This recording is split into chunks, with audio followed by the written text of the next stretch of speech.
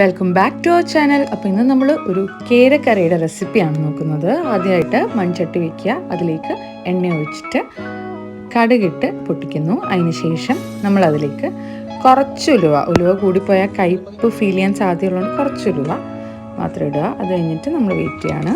അതൊന്ന് മൂത്ത് കഴിയുമ്പോൾ നമ്മളൊരു 10 വെളുത്തുള്ളിയുടെ അല്ലിയോളം എടുക്കുക. കുറച്ച് ഇഞ്ചിയും നല്ല ചെറുതായിട്ട് അരിഞ്ഞിടുക. പച്ചമുളകും ചുവന്നുള്ളിയും കൂടെ അരിഞ്ഞത് ചേർക്കുക. അതിനുശേഷം നമുക്ക് മസാലയ്ക്കുള്ള കൂട്ട് റെഡിയാക്കുക. അതിലേക്ക് മുളക് പൊടി ആവശ്യത്തിന്, മല്ലിപ്പൊടി ചെറിയൊരു 1/4 ടീസ്പൂൺ, മഞ്ഞൾപ്പൊടി, അതിലേക്ക് കുറച്ച് വെള്ളം ഒഴിച്ചിട്ട് നന്നായിട്ട് മിക്സ് ചെയ്തെടുക്കുക. മിക്സ് ചെയ്തതിന് ശേഷം നമ്മൾ ഈ വഴട്ടാൻ വെച്ചിരുന്ന ആ ഒരു ഇൻഗ്രീഡിയൻസിലേക്ക് നമ്മളിത് ആഡ് ചെയ്യാണ്.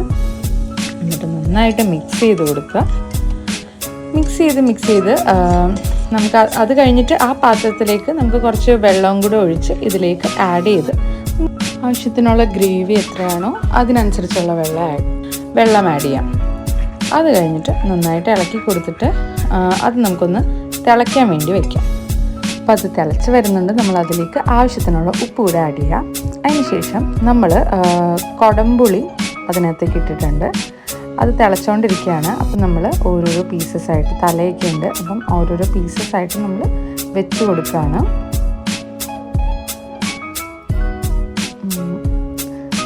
നമ്മൾ എല്ലാം ഇതിൽ മുങ്ങിക്കിടക്കാനുള്ള ഒരു പാകത്തിനാണ് എല്ലാം ഒന്ന് അഡ്ജസ്റ്റ് ചെയ്ത് വയ്ക്കുന്നത്,